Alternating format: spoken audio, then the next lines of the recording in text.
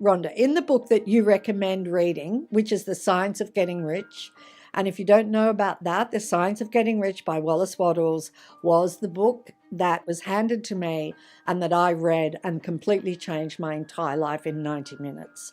And it's a small book. We have it for free on the Secret website, thesecret.tv. You can download it there. And it's about getting rich in all areas of your life, not just money, but does include money.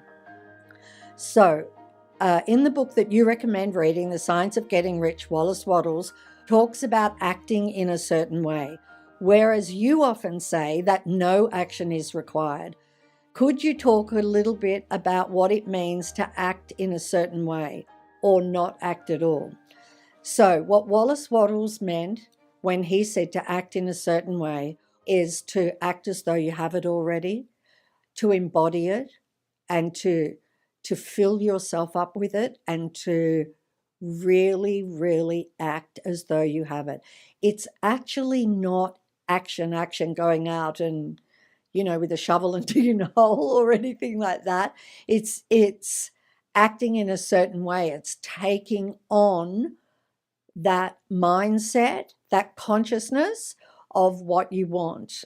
And so that's what he meant. So he was right on to it. It was perfect, the way that he described that. And one of his chapters in The Science of Getting Rich is gratitude. And that's because it's so, so important. And one other thing I would say to you as another tip is, if you're struggling to manifest, just start doing every morning 10 things that you're grateful for.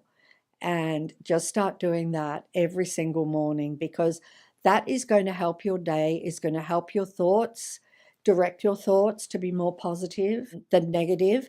I mean, we all have the most incredible, incredible life with everything we want. It just comes down to our thoughts.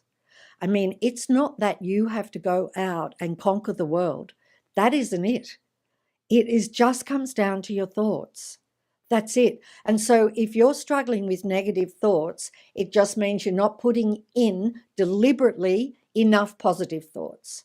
Because if you put in enough positive thoughts, the mind is just a program. And so you put in enough positive thoughts, the mind will start to be programmed to only have positive thoughts appear to you.